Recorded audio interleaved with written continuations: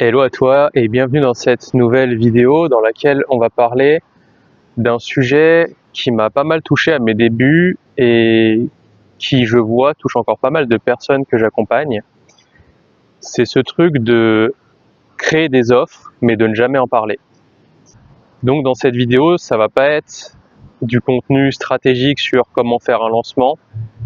On va partir du principe que tu sais déjà faire un lancement stratégiquement, donc vraiment dans la théorie. Tu connais les phases du lancement, tu sais comment faire un lancement, mais que pour autant, même malgré que tu aies toute la théorie du lancement et que potentiellement tu aies déjà une offre qui soit déjà très bien, tu continues de ne pas faire ton lancement ou de ne pas parler de ton offre. Il y aura 3 raisons sous-jacentes, donc c'est des raisons souvent liées à des blocages inconscients que j'ai pu identifier chez moi ou chez des clients par le passé. Peut-être que tu vas te reconnaître dans les 3 blocages, peut-être que tu vas te reconnaître dans un seul blocage. Mais en tout cas, à la fin de cette vidéo, tu auras probablement plus de clarté sur ce qui fait que tu crées des offres que tu ne partages pas. La première raison pour laquelle peut-être tu crées des offres dont tu ne parles pas, c'est que peut-être par le passé, tu l'as fait,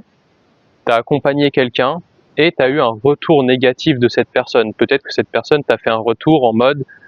c'est pas du tout ce que j'attendais, ou en tout cas a critiqué entre guillemets ton travail, ou a dit que c'était pas ouf ton accompagnement. Et tu l'as pris en fait au pied de la lettre, tu l'as pris personnellement, et du coup aujourd'hui tu as peur de relancer cette offre parce que tu as peur de recréer un peu le même schéma, le même pattern. Tu te dis que ton offre a peut-être pas tant de valeur que ça, tu remets en question ton travail,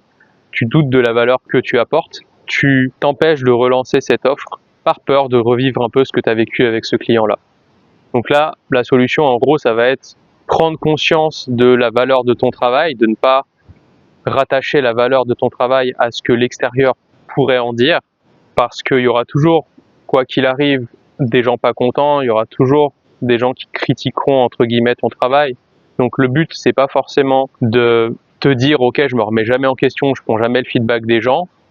mais en tout cas de ne pas faire une généralité d'un cas isolé de ce que pourrait être la qualité de ton travail, et donc vraiment reconnaître la valeur de ton travail indépendamment de ce que l'extérieur pourrait en dire ou en penser. La deuxième raison pour laquelle peut-être tu ne parles pas de tes offres,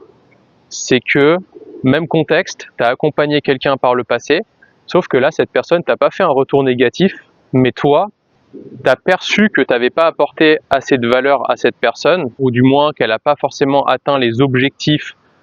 que tu lui avais promis quand tu lui as vendu l'offre. Le schéma finalement est le même que dans ton premier contexte. Tu remets en question la valeur de ton travail, mais qu'en fait, c'est pas par rapport à quelque chose de factuel ou un retour que la personne t'a fait, c'est une projection que tu fais comme quoi tu n'aurais pas apporté assez de valeur, mais factuellement la personne ne t'a jamais fait de retour, ou alors elle t'a dit qu'elle était peut-être très contente de ce que tu lui as apporté. Et donc à cet endroit-là, c'est un petit peu différent, c'est plutôt que le problème vient d'une projection en fait que tu fais, peut-être de tes propres objectifs sur tes clients, sauf qu'en fait tes propres objectifs ne sont pas ceux de tes clients, et peut-être que même si ton client venait chercher un résultat spécifique et que tu lui as pas amené, tu lui as peut-être apporté autre chose dont il avait encore plus besoin à ce moment-là, dont il n'était pas conscient, et il est peut-être très heureux en fait de ton accompagnement, mais parce que le résultat n'a pas pris la forme que tu lui avais promis ou la forme que toi tu attendais, tu te dis que ton travail n'a pas été assez bien, que c'était pas assez, et donc tu remets en question ton travail. Ouais, en fait, ça apporte le même résultat que dans le premier cas, donc tu ne parles plus de ton offre parce que tu as peur de reproduire ce schéma. Donc là, la solution, ça va plutôt être de ne plus projeter tes propres objectifs sur tes clients, et peut-être d'aller voir aussi ce que ça dit de toi. Parce qu'en général, quand on projette nos propres objectifs sur nos clients, c'est que nous-mêmes, on se perçoit ne pas assez avancer à un endroit dans notre business ou dans notre vie, et donc on va avoir une espèce de projection sur nos clients, sauf qu'en fait, nos clients, ils ont un contexte différent, ils ont des valeurs différentes, ils ont une vie différente, et nos objectifs ne sont pas forcément les objectifs de nos clients. La troisième raison pour laquelle peut-être qu'aujourd'hui tu lances pas ton offre, et c'est sûrement celle que j'ai pu voir le plus revenir, c'est que peut-être par le passé, tu as acheté un programme, une formation business, peu importe, où tu as perçu t'être fait arnaquer parce que tu n'as pas eu les résultats escomptés, tu n'as pas eu les résultats que tu attendais. Donc, tu as commencé à avoir un espèce de jugement par rapport à la personne chez qui tu as acheté ce programme,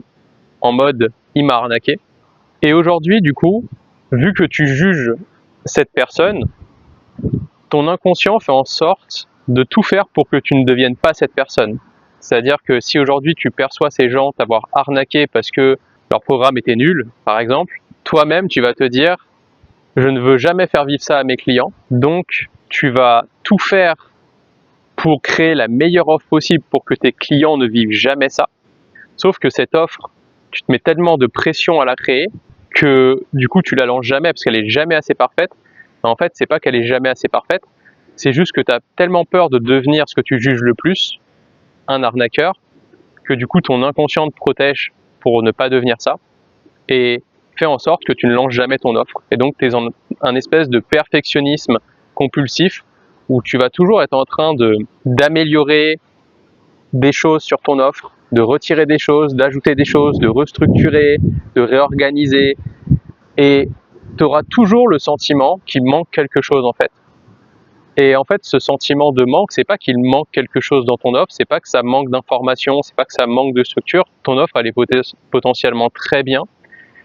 mais c'est que tu as tellement peur de devenir cet arnaqueur auprès de tes clients parce que ton offre n'est pas assez bien, que du coup, tu t'empêches de la lancer.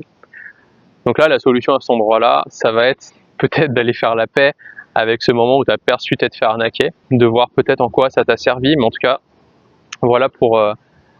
les 3 raisons qui font que peut-être aujourd'hui tu ne lances pas tes offres. Donc si je devais te resynthétiser, la première raison, c'est qu'un ancien client ou une ancienne personne que tu es accompagné t'ait fait un retour entre guillemets négatif. Tu l'as pris comme quelque chose qui remet en question ta valeur, la valeur de ton travail. Du coup, tu t'empêches de relancer ton offre parce que tu n'as pas envie de recevoir d'autres critiques. La deuxième raison, c'est le même contexte, sauf que la personne ne t'a jamais fait un retour comme quoi ton offre était nulle, mais que toi, parce qu'elle n'a pas eu les résultats que tu pensais qu'elle devrait avoir, tu t'es toi-même imaginé quelque chose comme quoi ton offre n'était pas assez, et donc aujourd'hui tu t'empêches de la relancer. Et la troisième raison, qui est la plus courante, c'est celle que je t'ai partagée, donc que tu as perçu t'être fait arnaquer par le passé en achetant un programme ou une formation chez une personne, et que ton inconscient te protège pour ne pas devenir ce que tu juges le plus, à savoir un arnaqueur. Donc tu te mets une pression énorme et tu ne lances jamais ton offre. Voilà pour cette vidéo assez courte. J'espère que ça aura résonné, j'espère que tu auras pu mettre en lumière certaines choses peut-être qui font qu'aujourd'hui tu ne lances pas ton offre malgré qu'elle